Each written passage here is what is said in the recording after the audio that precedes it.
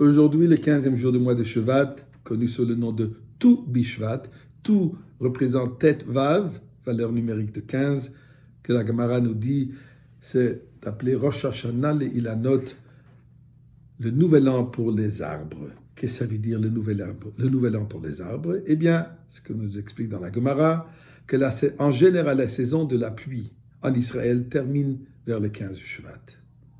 Donc, cette date est considérée comme la nouvelle année pour les arbres, comme Rashi nous explique, qu'à ce moment, le sol est devenu saturé par les pluies de la nouvelle année, provoquant la sève commence à monter dans les arbres, ce qui signifie que les fruits peuvent commencer à bourgeonner.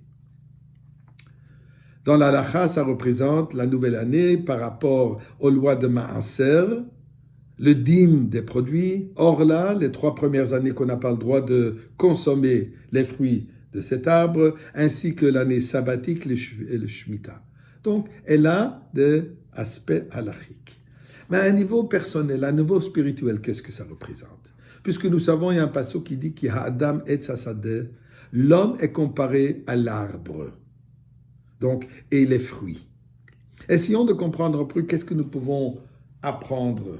Quel message nous pouvons prendre des fruits, particulièrement les fruits que Eretz Israël a été béni, comme on dit dans Devarim, Eretz Chita Osoora, une terre de blé et d'orge, Vegefen de vigne, Teena de figues, Verimon des grenades, Eretz et Shemen, une terre de production de l'huile des olives, et Dvash, le miel de date.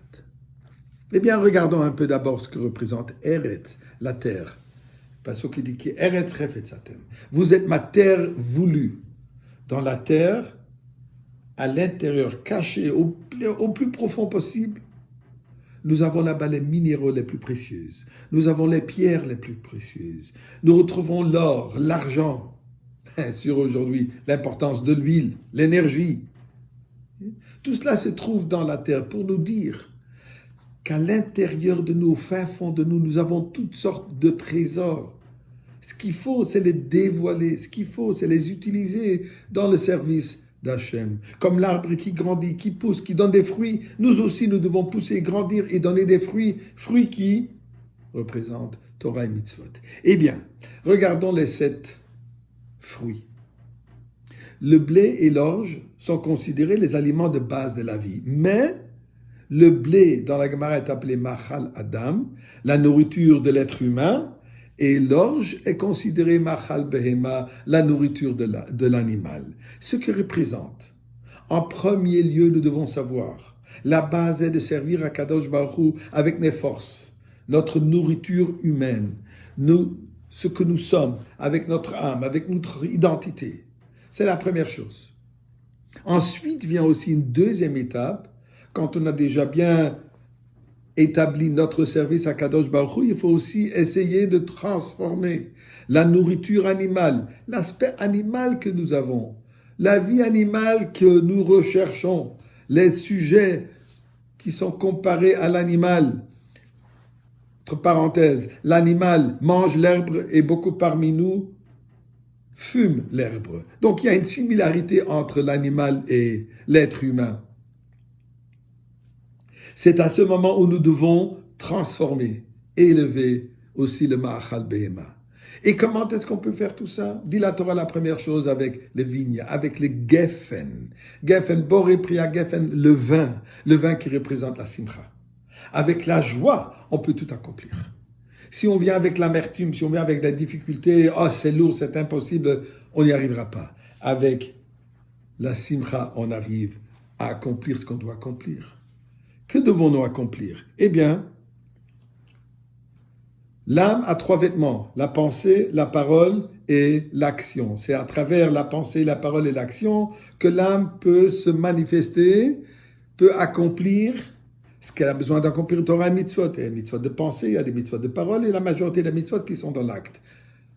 On se souvient, Adam et Chava, quand ils ont commis le péché, le premier vêtement qu'ils ont connu, c'était les feuilles de la figue. Donc, ça représente les vêtements spirituels de la personne. la pomme grenade, la grenade, 613 graines, 613 mitzvot. Nous sommes tous pleins de mitzvot. L'huile, pour sortir, pour arriver au jus de l'huile, donc de l'olive, l'huile est écrasée. Malheureusement, parfois, on est écrasé, ou parfois il faut s'écraser pour sortir le fin fond, la beauté, la lumière, l'huile que nous possédons tous. Et finalement, la douceur du miel de la date. Le Zohar de nous dire que ça prend 70 ans avant qu'un dattier donne des fruits. Eh bien, ça prend une vie entière pour arriver à la douceur, à la perfection. Cette année, nous sommes aux 70e année du leadership du Rabbi. Nous prions à Kadosh Baruch Hu, s'il te plaît, donne-nous aujourd'hui ce Rosh Hashanah, fais un nouveau Rosh Hashanah, le Rosh Hashanah de la Géoula avec toute la douceur de Mashiach.